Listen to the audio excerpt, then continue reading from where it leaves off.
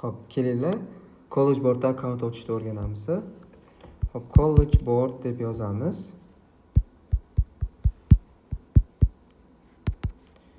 Birinchi chiqqan hozir menda tayyor turibdi. O'zi sizlarda birinchi chiqqan sayt bo'yicha kirishlaringiz kerak bo'ladi. Yozaman.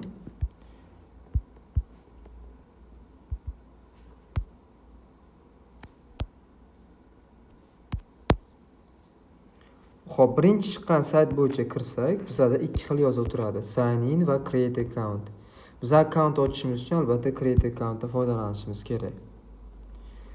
Student bo'lib kiraveramiz, chunki educator bo'lib kirganda SATda har xil tushunmovchiliklar bo'lishi mumkin. Ya'ni biz o'quvchi sifatida akkaunt ochishimiz kerak bo'ladi.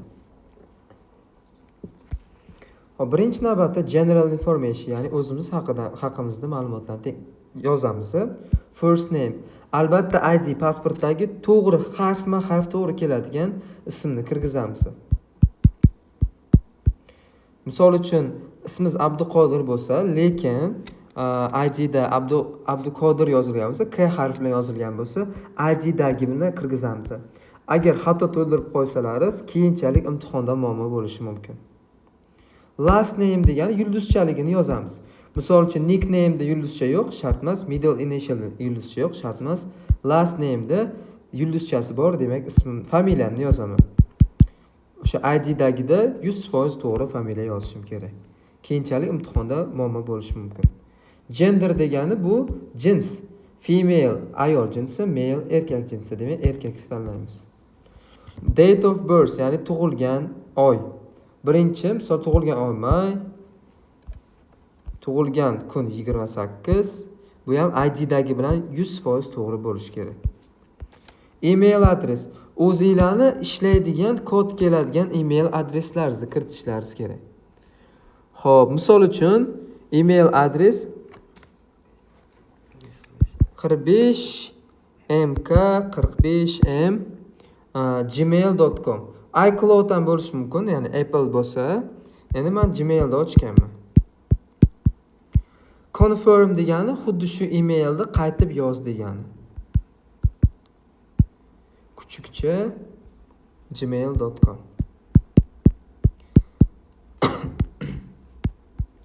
High school graduation.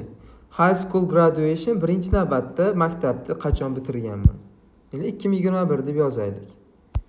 Endi bu narsa o'qituvchilarga unaqa muhim emas, lekin ma'lumotlarni to'g'ri kiritishimiz bizga muhim. Outside the US, ya'ni Amerika tashqarisida. Boshqa hech narsani yozmaymiz. Mana bu I'm no longer high school yozaman. Yoki my school is not listed. Undan keyin personal information, address line. Ko'chalaringizni yozishlaringiz mumkin. Yulduzchasi bor bo'lgani uchun to'ldirdim. Qolgani yulduzchasi yo'q. Cityga Toshkent yoki o'zlaringizning shaharlaringizni yozasiz. Bularda yulduzcha yo'q bo'lgani uchun mana bu countryda yulduzchasi bor. Shuni Uzbekistan qilib tanlashimiz kerak. Tanladik. Stay connected. Yulduzchasi bor, lekin menga hech qanaqa email kerak emas. Agar sizlar yillaringizda 16 yoshdan yuqori yozgan bo'lsangiz, mana parent ya'ni ota-ona haqidagi hech qanaqa ma'lumot kerak bo'lmaydi. Yaxshilab e'tibor beringlar, o'zlaringiz tug'ilgan yilni to'g'ri kiritgan bo'lishlaringiz kerak. Undan keyin yulduzchasi bor bo'lgani uchun buni tanlayman. Next. Mana bu yerda yana bir marta ma'lumotlar to'g'riligini tekshirib olishim kerak. Harfma-harf, bitta harf ham IDdagidek ikki xil bo'lib qolsa ID bilan, bu keyinchalik imtihonga kirmaslikka yoki natijangiz qabul qilinmasligiga olib kelishi mumkin. To'g'ri. Birinchi mana bu yerda oy 5-oy may 28-sana va 2004 beriladi. Bu ham to'g'ri. Confirmni bosaman. Endi emailimga kod keladi, verification kod. 1 daqiqa ichida emailimga kod keladi. Shu kodni kiritishim kerak. Emailimga kelgan kod yaxshilab tekshiraman. Emailimga ishlaydigan email kiritganim uchun menga kod keladi. Agar ishlamaydigan email kiritsalaringiz, kod kelmasligi mumkin. O'zingizlarning emaillarıngiz bo'lishi shart emas. Otangiz, onangiz, dugonangiz yoki farzandingizni emaili kod keladigan, ishlaydigan emailni kiritishlaringiz muhim. Verify'ni bosaman. Password degani men o'zim qo'yadigan pasportim, ya'ni kodim, parolim. Sizlarga maslahat beradigan parolim exam 2004+. Xo'p, men sizlarga bu parolni ko'rsataman. Eng esda qolarli parol qanaqa ko'rinishda bo'ladi? Eng esda qolarli parol mana bunaqa ko'rinishda bo'ladi. Exam imtihon, o'zingizlar tug'ilgan yil va bitta pluschani qo'ysalaringiz, eng zo'r parol shu bo'ladi. Eslab qolish oson va imtihon paroli uchun juda qulay parol. Qaytib kiraman-da, retype passport, yana o'sha qo'ygan parolimni qaytib kiritaman. Kiritdim. Security phrase. Sizlar agar parolni esdan chiqarsalaringiz, mana shu so'z bilan parolni tiklashlaringiz mumkin. Misol uchun kelinglar, men SAT exam deb yozaman. Eslab qolish juda oson. Next step.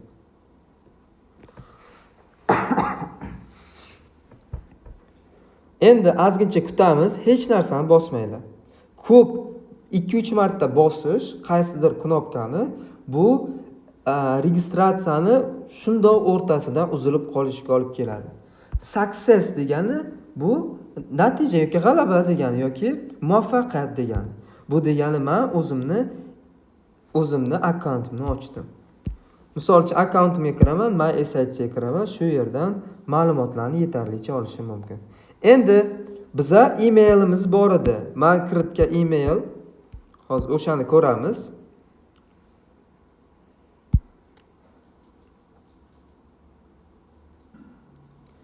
Mana men kiritgan email, to'g'rimi? Mana shu email orqali men qayerga kirishim mumkin? Shu email orqali endi men Bluebookga kirib, bemalol testlarni ishlab ko'rishim mumkin. Oq nuqtani bosib, emailni kirgizaman. Pasportga, ya'ni parolga nimani yozaman? Hozir kiritgan parolimni yozaman. 2004+. Mana shu parolga kirish orqali men nimaga kiraman? Bluebook akkauntimga kirishim mumkin. Oxirida I have readni bosishim kerak. Mana shuni bosaman va next sariq belgini bosaman, next. Mana men akkauntimga kirdim. Bemalol xohlaganimcha testlarni ishlashim mumkin. Misol uchun hozirgi holatda full length practice bossam, imtihonda tushgan savollarni ishlashim mumkin. SAT ni bosaman. SAT practice test 4 ni bosaman.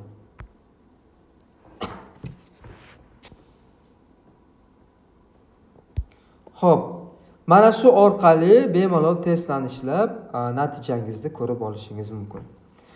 Videoni ko'rganingiz uchun katta rahmat. Obuna bo'ling va bizni kuzatib boring.